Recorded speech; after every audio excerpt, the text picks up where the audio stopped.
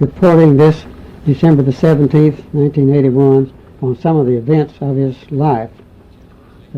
I was born in 1906 on the ancestral farm, the Waterfield farm, just north of Goshen and Stella, a small community some 5 miles west of Murray in Calloway County. My family were poor farm folks, and we never had a great deal of money. My aunts lived with us on the farm, and I received quite a lot of training from them and a lot of interesting discussion on family history. I went to one-room school at Goshen, where I attended only part-time because I was sick much of my childhood. One of my teachers was Mr. Matt Sparkman, who later became Dean of Men at Murray State University. In 1922, when the training school was started at Murray State College, I enrolled in the freshman class. However, I didn't continue in Murray, but transferred to Kirksey High School, where I graduated in 1927. During that summer, I went to St. Louis looking for work, and was there during the Lindbergh celebration. Lindbergh was returning in the spirit of St. Louis to St. Louis, which had sponsored his trip, his solo flight across the ocean to Paris, France. I did not find work and returned home and did not leave until the spring of 1928, when my cousins George and Ethel Scarborough of Louisville offered to find me a job in Louisville if I would come up and stay with them. And this I did. I worked sometime in a grocery store at $12 a week. This was the hardest work I ever did and the least pay that I ever received. Later I worked at 30 cents an hour for a tree surgeon. In the fall of 1928, with $31 in my pocket, enough for the tuition, I enrolled in the College of Agriculture at Lexington. Mr. Bart Peake found me a room job and was most helpful in finding me work so that I could work my way through school. Later I got a job with the Courier Journal, carrying papers, and this of course was a great deal of help for me. One of the highlights of my college career was winning the J.B. Hagan essay contest. This was how to meet the title of the essay was how to meet the present drought and economic depression. That was written in the spring in the summer of the fall of 1930, when Kentucky farmers were in the midst of a great drought and the Greater Depression.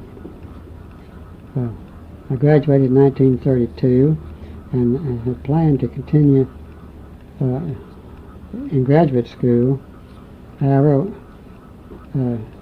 it was during the summer I was working with the Louisville Courier Journal in a circulation building campaign in West Kentucky, and my brother Mac came and told me that the vocational agriculture teaching job at my home school of Kirksey would be open, as the present teacher, Mr. Elvis Rather, was resigning to work on his master's degree. This job would allow me to become acquainted with agriculture a little bit more, and offered me a chance to stay with my home folks, which I appreciated very much. This was quite a challenging job. I taught vocational agriculture, visited the boys in the afternoons, coached basketball during the noon hour, and taught geometry and American history. There was quite a lot of work. But it was in the midst of the Depression, and the school board had no money to pay us for the first 5 months. When we did, I received $100 a month, which was considered a pretty good salary in those days. However, my heart was more on farming than in teaching.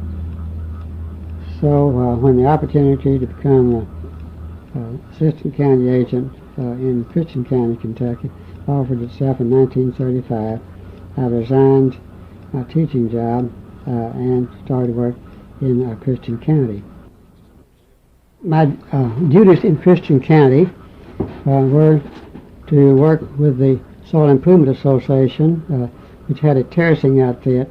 We built terraces in Christian County, and in order to keep the outfit busy, we did work also in Calloway County and Trigg County, and some work also in Loudoun County. The terracing program was put in a time when soil fertility was low and grass could not be obtained to hold the hillsides. So we attempted to control erosion by mechanical means rather than vegetative means. However, these terraces did serve a good purpose, and we put them in on a number of farms. My other duties in Christian County was to work with the 4-H boys and girls, and this I did. Later, as I look back on my work in Christian County, I realized that working with the boys and girls was more important and had more lasting benefits to the county than simply working with the fields and trying to get them more fertile. In 1938, I met Catherine Ferris, and we were married. Really, I met her in 1937, and we were married in July the 14th, 1938. Catherine got a job teaching home economics in the Hopkinsville High School, and of course my life has never been the same since I met her, and she has enriched my life and has made things much happier for me. I was in Christian County, of course, in 1941 when Pearl Harbor occurred, and the United States became involved in World War II. Fortunately, I was given a deferred status and did not have to go into the Army. In 1943, after turning down a number of offers to go as county agent in eastern Kentucky, I accepted the job of county agent in Trigg County, the neighboring county just west of Christian County. This would enable me to stay in the Pennyville area, where I wanted to be. When I went to Trigg County for the confirmation, I found that a controversy had developed. Mr. Edgar Mason, who was the soils assistant, had applied for the job and been accepted by the fiscal court. However, Mr. Ivan Grady the county agent supervisor would not tolerate this, because he felt that the university should do the hiring of extension agents and not the fiscal court. So I was approved as a county agent, and we moved in June of 1943. Our first home was an apartment with Mrs. Luella Lawrence, the wife of Mr. Henry Lawrence, who had been a prominent Trigg County and publisher of the Cadiz record.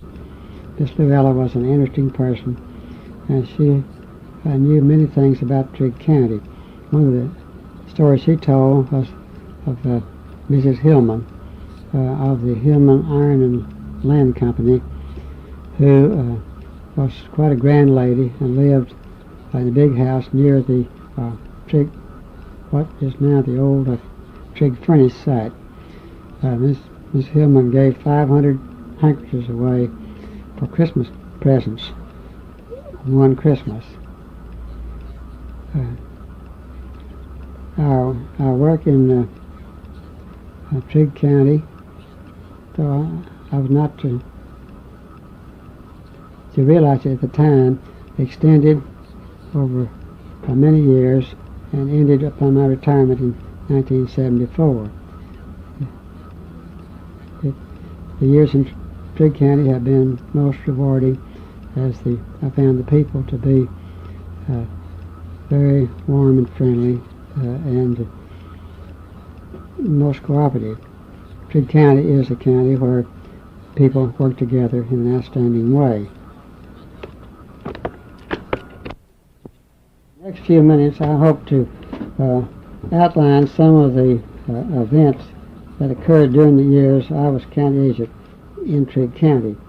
In 1943, Mr. Freeman Griffin had been TVA assistant, and he was replaced by Mr. E.L. Mason, who was TVA agent for line in Trigg counties to October the 16th. At that time, Mr. Earl Netherland became TVA assistant, and I worked with him for some time. Earl was a most outstanding young man, and his wife Margaret, he and his wife Margaret were dear to Catherine and me. One of the things that Earl did while he was here was conduct a plow sole fertilizer demonstration. The idea was to put the fertilizer at the bottom of the plow sole, then it would be deep in the soil and with moisture where the plant could take it up. The first test of this showed it to be beneficial. However, it was one of those practices that never did take hold very much. The Trigg County agent worked very closely with the Farm Bureau, and the Farm Bureau Committee in 1943 was Joe Nunn, R.H. Upton, Allen Lawrence, C.B. Allen, Roy Calhoun, Clyde Lawrence, Henry Thomas, and C.T. Vinson. The Soil Improvement Association was also a very important organization for the Extension Service. The Soil Improvement Association handled the TVA fertilizer, and the president was Mr. C.T. Vinson, who was president all during the time I was in Trigg County. Virginia Dare Thomas, our Extension Secretary, was treasurer of the Soil Improvement Association. Other officers of the Soil Improvement Association were Mr. Allen Lawrence, Mr. Leon Clark, Mr. Henry Thomas, Mr. W.J. Lawrence, Mr. Roy Calhoun, Mr. Herschel D. Thomas, and Mr. Archer Hayden. In 1943, the corn acreage was 30,000 acres, the same as it had been for many years. Dark tobacco was 2,377 acres, down quite a bit. Hogs were 27,000. Cattle 14,000, which is up from previous years. The 200,000 chickens were also raised, and the county had 3,500 horses and mules. Victory Gardens was one of the feature projects for the 4-H clubs, or it was thought that food will win the war and help to right the peace. And corn, some hybrid corn was growing, but the corn yields were quite low. The AAA soil building program, 58 cars of 20% phosphate were brought into the county, and 7,000 tons of lime were spread. The TVA program brought in 2 cars of fused rock phosphate and 4 cars of 47% phosphate and 3 cars of ammonium nitrate fertilizer. So you can see that the groundwork for improved soils was being made in 1943. Here's an interesting item. 194 farmers grew 421 acres of hemp, or it is now known as marijuana. The hemp was grown for the seed, for the Japanese had cut off the American supply of manila rope from the Philippines, and the idea was to grow hemp to make rope. I'm not sure whatever happened to the seed after it was grown for the government. Metafescue was grown by Mr. Henry Thomas and Mr. Leon Clark and Miss A.K. Goodwin. One of the Metafescue was to become Kentucky 31 fescue, which, as you'll see in further on in this report, was of outstanding importance for the agriculture of Trigg County and the state of Kentucky. The hog problem was old ponds, which spread disease. People run their hogs to ponds, and the experts said this was one of the bad things that was being done in hog production in Trigg County. Sheep, Mr. Mack Hobson brought in 4,000 northwestern ewes for raising to sell to sheep growers. The crossbred ewes, the Hampshire Merino cross ewes, were much more vigorous than the native ewes, and that was an important project in the sheep project in those days. Some growers made 100 bushels of corn, but most corn was very low in yield. The wheat was harvested with combines and binders.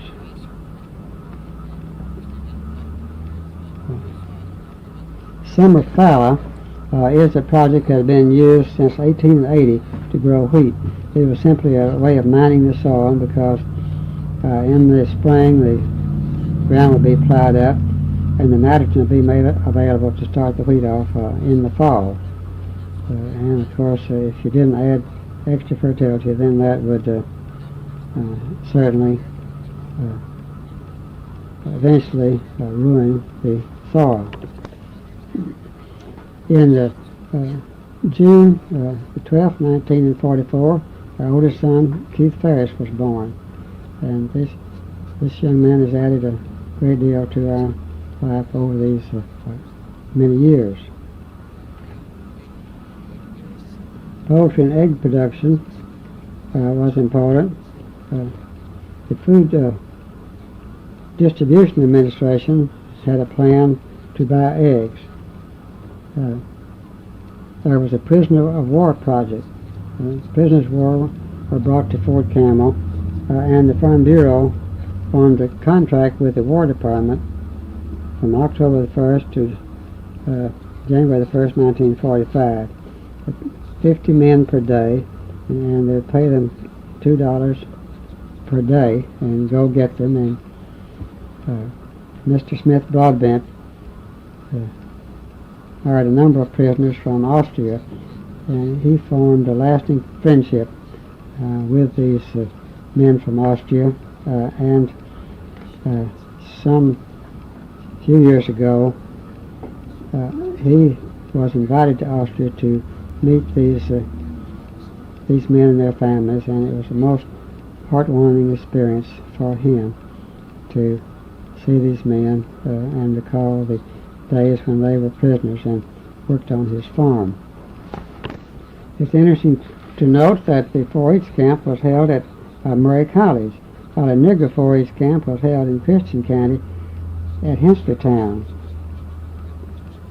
In those days, Russell Hunt was the evangelist for the improved dark and burley tobacco production throughout the state, and he would hold meetings, and the farmers would fill up the room to hear Russell Hunt tell about better methods of raising tobacco. In the corn raising in 1945, Smith Broadbent Jr. was the largest seed corn producer in the state, and some of the varieties of corn which he raised that year were Kentucky 69, Kentucky 72B, Kentucky 203, 102, and 103, and US 13. Harvesting was a bottleneck then because corn pickers had not been developed to rapidly harvest the crop. In 1946, the Trigg County Extension staff was Miss Eleanor Whittinghill, the home demonstration agent, who had been in the county since 1935, Keith S. Venable, county agent.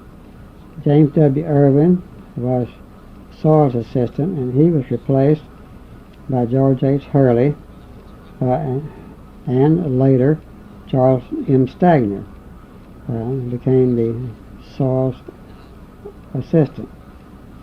The county agent attended the National Farm Bureau Convention at Chicago with Mr. and Mrs. M.W. Thomas, Mr. and Mrs. Keith S. Venable, Mr. and Mrs. Henry V. Thomas.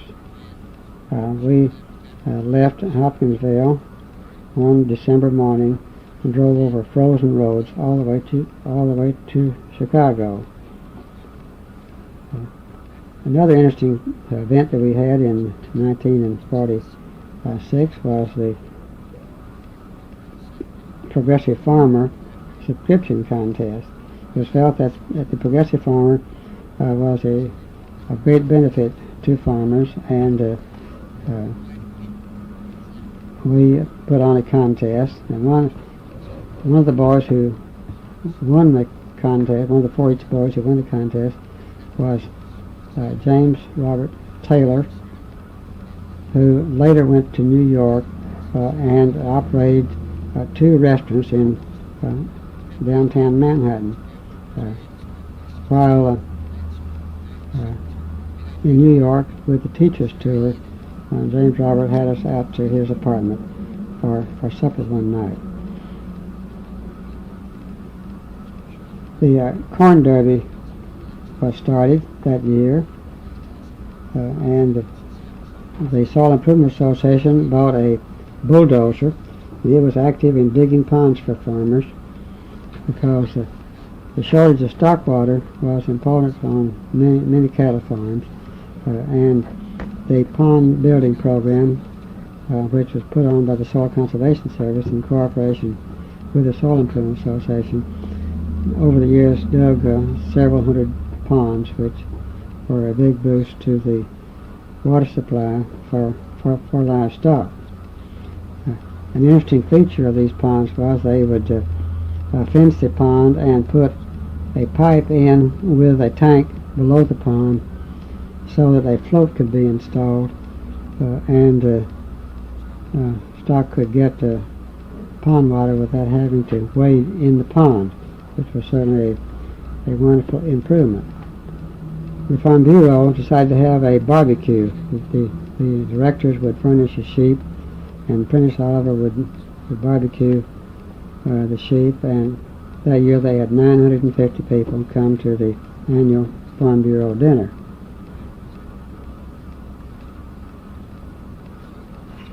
One of the few controversies ever to develop in Trigg County developed in 1946. Members of the Soil Improvement Association wanted to put a Southern States retail store in Trigg County. Mr. C.T. Vinson and Mr. Henry Thomas were interested in this, but violently opposed to it were Mr. M.W. Thomas and Mr. Smith Broadbent.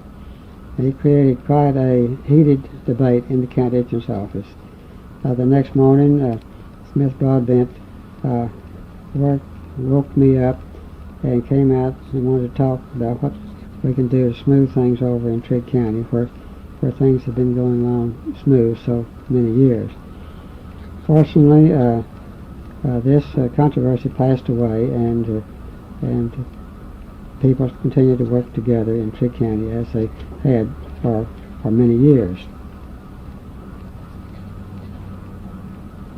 In 1947, the Soil Improvement Association continued close to the Extension Service. They had 4-H had a seed identification contest, which was quite interesting. Washington Ezell, a 4-H boy, had a corn derby corn yield of 84 bushels per acre.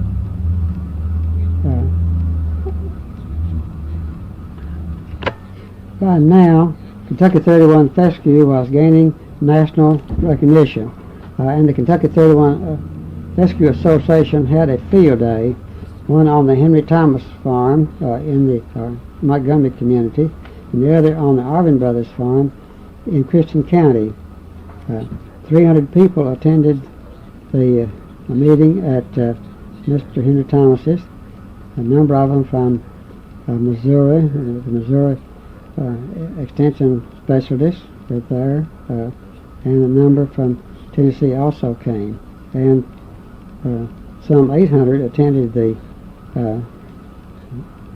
tour on the Arvin Brothers farm. So Kentucky 31 Fescue was taking on fast because it offered the farmers a grass that would grow on the poor land.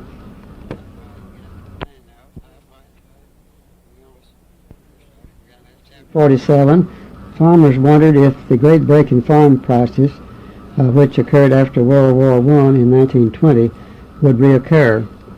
Fortunately, their fears were unfounded, for prices continued up in 1948 and for a few years thereafter. So the farm debacle of 1920 was not repeated in 1947. At the 1948 annual Farm Bureau meeting, 1,500 people arrived to eat the 20 sheep which Prentice Oliver had barbecued. Allen Lawrence was the president that year, and Dr. Ralph Woods of the Murray State College was the speaker. The Trigg County Health Department was active in spraying homes with DDT for fly control. In 1949, 1,390 people attended the Farm Bureau barbecue to hear Mr. Ben Kilgore, Vice President of the Eastern Dark Fired Association, 1949. Burley Future was an outstanding corn grower in his Creek Valley farm south of Golden Pond between the rivers. Corn derby yields in 1949 were from 87 bushels to 116 bushels. August was the wettest in 61 years, and tobacco suffered greatly from a wildfire, and there was a great deal of damage to the dark and burley crop because of disease. An outstanding Trigg County farmer, Mr. Mac Hobson, died in 1949. Mac was a pioneer in grassland agriculture, sowing alfalfa and then letting the alfalfa go to bluegrass. Mac also was a big livestock man, bringing in large numbers of steers, which he fed out, and one year he brought in 4,000 lambs, northwestern ewes, which he grew so that farmers could replace their ewe flocks with him. On one occasion, Mr. Hobson shipped some carloads of steers to the Chicago market. However, they weren't finished nearly fat enough for that livestock market, and he took a considerable financial loss.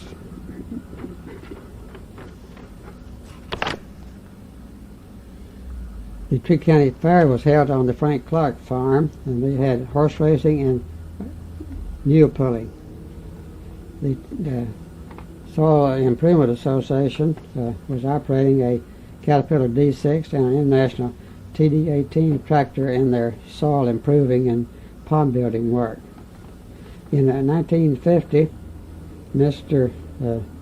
Charles Stagner and Mr. Alfred Haston were the soil assistants. The Dixie Oliver farm was written up in a special report. Dixie was a farmer in the north part of the county who had taken some old bushland and converted it into excellent pasture and cropland. There were 12 demonstrators in the Montgomery community and 12 in the Warrenton community. Home freezers were beginning to be mentioned in 1950.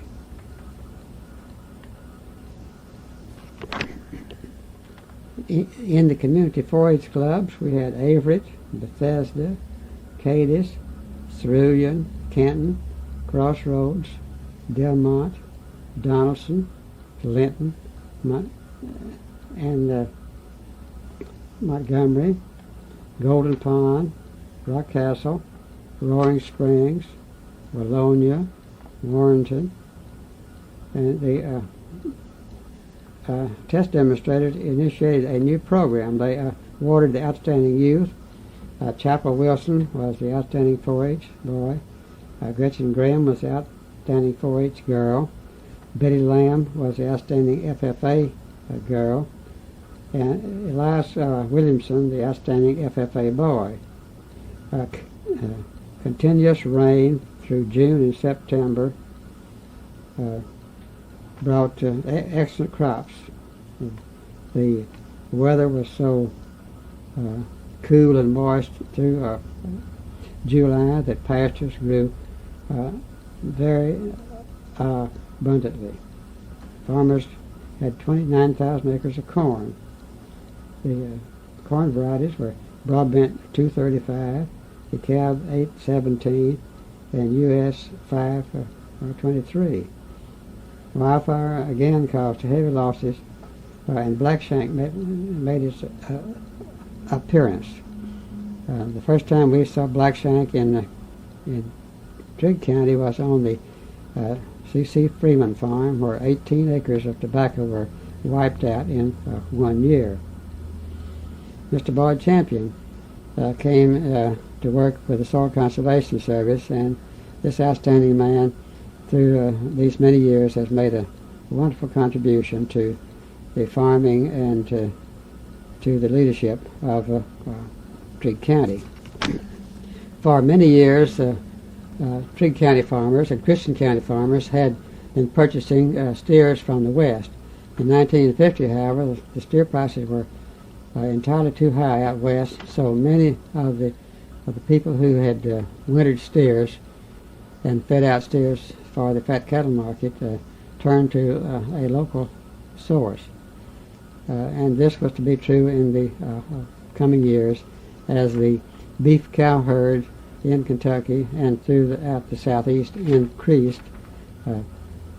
the supply of feeder cattle in this area became more abundant, and farmers ceased to go out west for their feeder cattle. In 1951, talk began about a high dam on the Cumberland River. The Farm Bureau Board of Directors passed a resolution opposing the dam because they felt like it would take too much valuable cropland from the farmers. Mr. Ariel Cooper from the Health Department continued to spray homes with DDT or fly and mosquito control.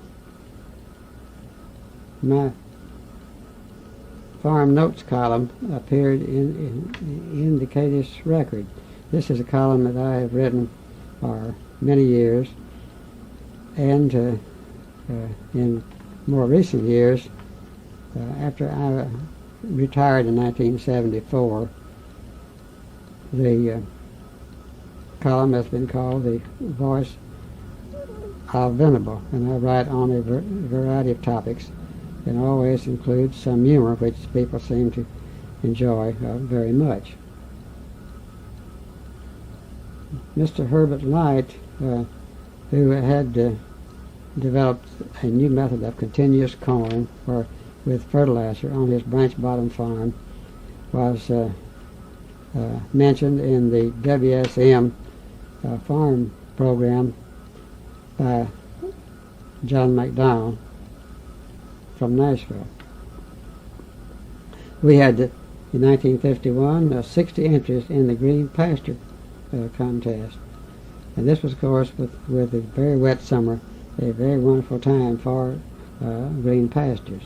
Mr. Alan Leneve of the Machans Bridge neighborhood was the county winner. We continued to work on the cattle bangs control program. Trigg County was host to the agricultural specialists from 7 states. And we had a soil testing program and soil testing laboratory with Mr. James Burkeen starting the testing, and he was followed by Mr. Ernest Johnson, who kept this up for more than 20 years, running our county soils lab. And this proved to be a very valuable addition to our soil improvement work. The soil test showed that after some 10 years of soil improvement applications of lime and phosphate, we still had many fields which were quite low in lime and phosphate. In 1952, Mr. Thomas Baker was elected president. Rothane was being used in place of toxaphane to control the worms on burley and dark tobacco. Cattle prices dropped from 32 cents to 18 cents.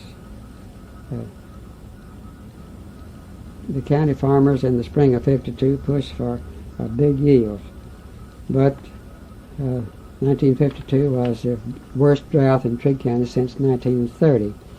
Searing heat beginning in late May and continuing through June and July destroyed the corn crop and any prospects for hay. 5 cars of hay from Wisconsin were brought in at $33 a ton for emergency feed, so that farmers could carry their cattle through the winter. However, economically, most of them would have been better off if they'd sold their cattle in the fall of '52, because in 1953 the cattle would not bring enough to pay for the cost of carrying them through the winter on this high-priced hay. A number of farmers also put up their drought-damaged corn in temporary silos.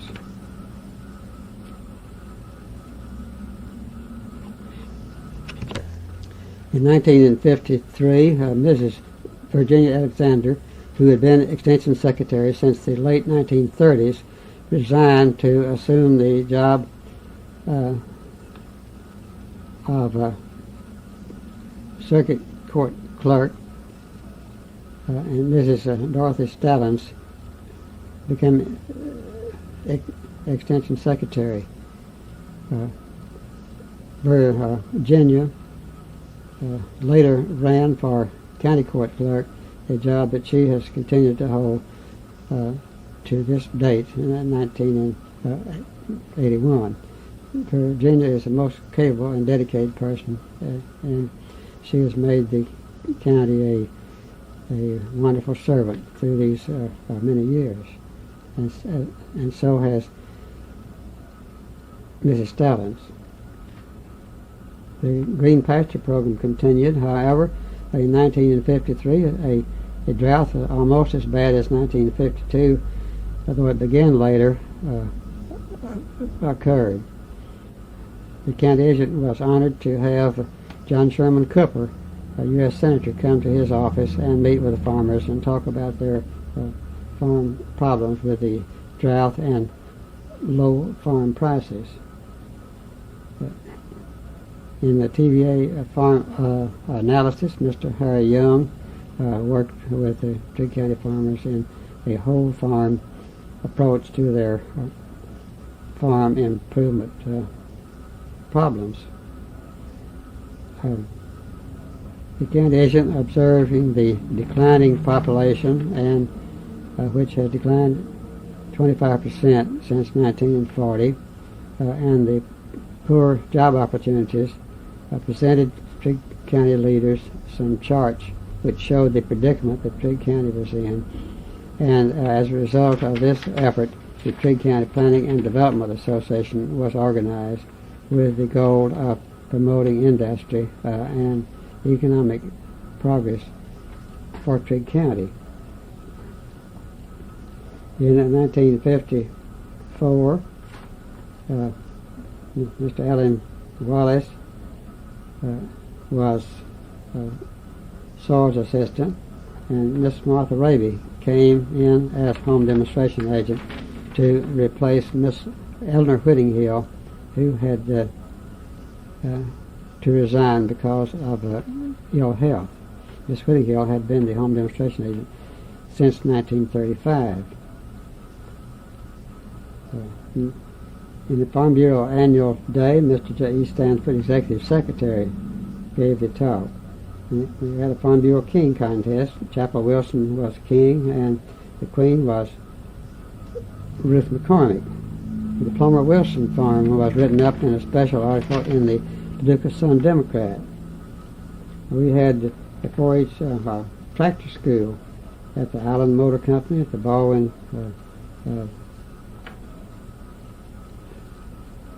place on East Main Street, and the Boyd and Van Zandt place. We had a large acreage of corn, and there was some interest in irrigation because of the 2 dry years. In wheat we had an abundant crop, and there was a storage shortage. Poultry, we had interest in some cage layers promoted by the Purina Company. Mr. Luther Thomas built a cage layer house to house 1,100 birds. In the soil improvement work, the ACP brought in fertilizer for 550 farms. We had soil tests on 206 farms with 603 soil tests. And the Trigg County Fair was moved to the Trigg County High School. In 1955, Miss Martha Raby continued as a home demonstration agent. Mr. George McKinney came in as 4-H agent.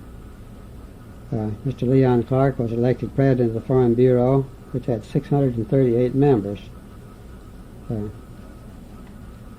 Mr. P.H. Oliver was dismissed as the Farm Bureau insurance agent because he would not discontinue his other insurance business.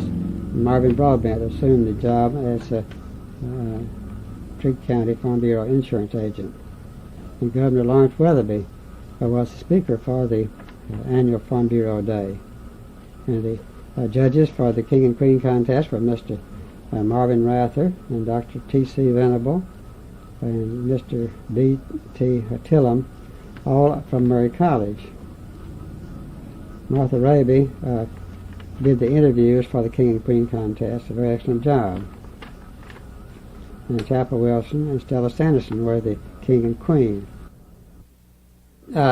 Keith Ferris was at 4-H camp at Dawson Springs. Burley growers voted 97% for a 25% cut in acreage. In the Green Pasture program, the R.D. Lewis Farm was host to a state green pasture tour with 75 people attending. Hog prices dropped to 10 cents. And a large number of farmers kill their hogs and put them up as hams, because a ham at $1 a pound, or 2 hams at $1 a pound, would pay for the cost of the hog. The fair was held again at the Trigg County High School, and the 11th Airborne Band was in the Trigg County Fire Parade. In 1956, we were fortunate to have some of our publicity used nationwide. We had a story, 10,000 Californians moved to Trigg County. It was about ladybugs, which were bought from a Dobbins, California man, Bugs Higgins, who sold us ladybugs at about $8 a gallon, and Mr. Hayden Fowler used them on his burley crop to kill the plant lice which were destroying his burley. This story was played or was published in the Courier Journal and picked up by the Associated Press, and the Army newspaper Stars and Stripes also carried it. So Trigg County got worldwide publicity about the purchase of ladybugs by Mr. Hayden Fowler. A bit of progress was coming to Trigg County. Southern Bell, a telephone company, began to show interest in improving the telephone service in the county. There had been some talk of a cooperative phone company taking over the telephone lines, but the telephone company came into the county with a program of progress. They decided to take over the old Cerulean telephone company, which was giving very poor service. They didn't charge anything, about $1.25 every 3 months, but they didn't have any money to put in proper lines and so forth. So Southern Bell put in modern lines, expanded the lines in the county, and converted the old operated switchboard to a modern dial service, and they made they converted the Cerulean office to a toll-free office at Gracie, and the lines were expanded out the South Road. So this was a matter of considerable progress for Trigg County. On September the 17th, 1956, the Trigg County people had a special honors day for Smith Broadbent Jr., who had been president of the State Fair. This was a program in front of the main building at the State Fair. Mr. J.R. Watkins, mayor of Cadiz, was speaker, and Mr. J. Tuggle, president of the Trigg County Planning and Development Association, and Mr. Harry Lee Waterfield were the speakers for this occasion. The Trigg County band came up and presented part of the program. So it was a very nice way to honor an outstanding Trigg County, and who had meant so much to Trigg County and to the state of Kentucky through his work in many state organizations, and especially as president of the State Fair Board. The Farm Bureau that year handled tobacco seed and strawberry plants. Barkley Lake would flood 30,000 acres, it was told. And the county agent arranged a meeting with the Corps of Engineers at Nashville. 100 farmers put their corn at $1.61 a bushel into the commodity credit loans. In 1957, the extension staff was Keith S. Venable, Gordon Henshaw, George McKinney, Dorothy Stallings, and Patty Martin as the new home demonstration agent. Trigg Countyans had an average annual income of $750 compared to a U.S. Income of $1,800. 360 farmers put their land in the soil bank and received $243,140.20 as payments. There was a road being built from Golden Pond to the Kentucky Dam. In the youth, Trigg County was fortunate to have 3 state officers. State president of FFA was Roger Benson. State president of 4-H was Chapel Wilson. And state vice president of the Beta Clubs was Bonnie Grigsby. And Smith Broadbent Jr. was the Progressive Farmers Man of the Year. So 1957 was an important year in the recognition of Trigg County people. Also, Trigg County was the 3rd county to become a modified, certified, free brucellosis county. We had a lot of activity on the Barkley Lake. The 300 farms will be affected, 34,000 acres, and it'll affect 2,000 people, 50 homes in Cadiz, and all these must move by 1960. The Corps of Engineers put up a real estate office in Cadiz.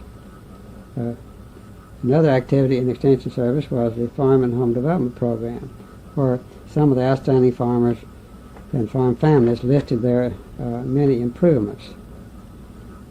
In the industry, Nunn Brothers Pellet Company, the Trigg Knit Hosiery Mill, and the Little River Garment Company were important.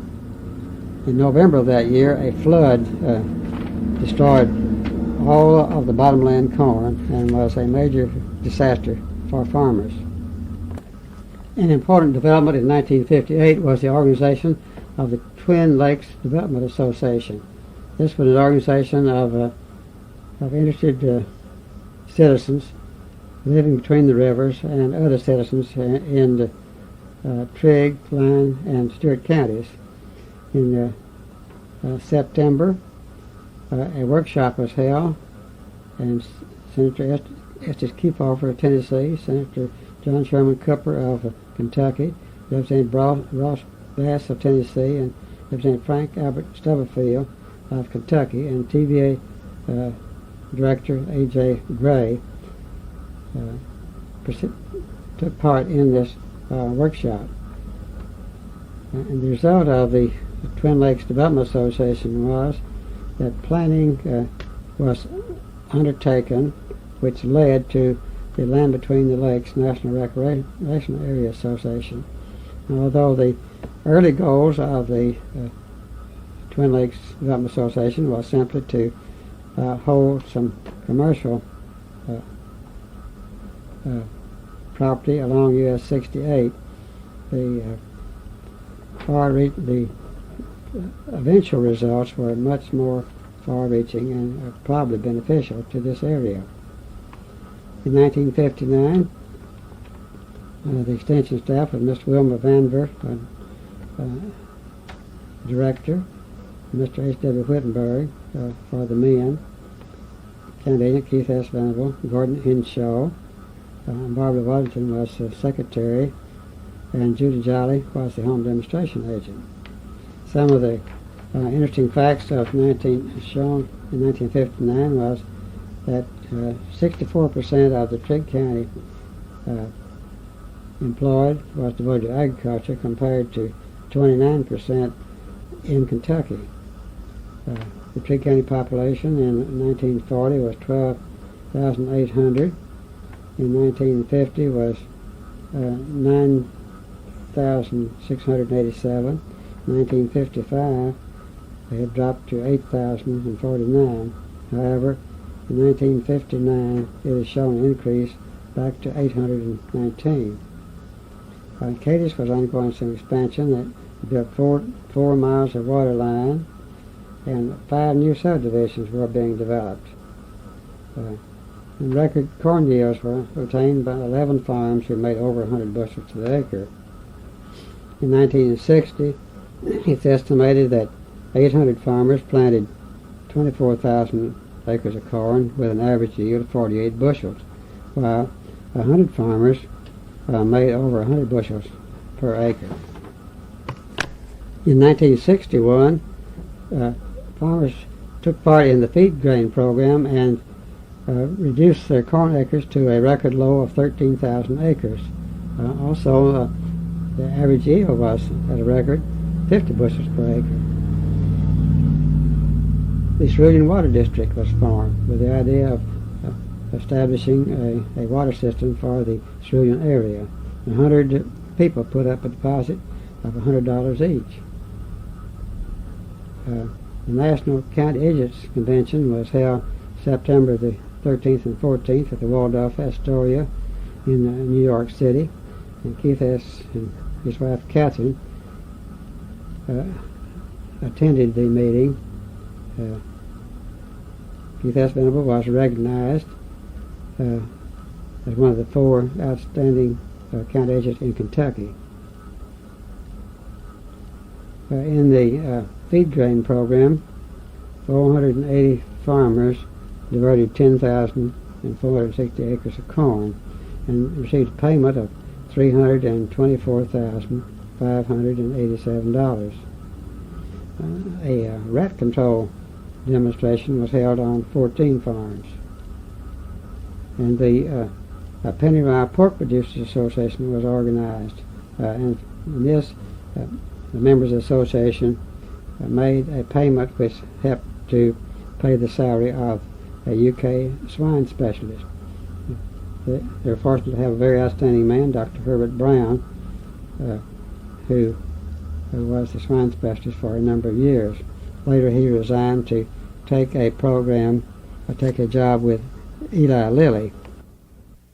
The Lakes National Recreation Area Association was organized with S.T. Broadbent Jr. chairman, Judge Ira Atkins of Dover, vice chairman, John Russell Paducah, treasurer, and attorney Ed Johnstone from Princeton, secretary. On August 28th, one of the most distinguished groups ever to assemble in Trigg County went on an inspection tour of the Between the Lakes area.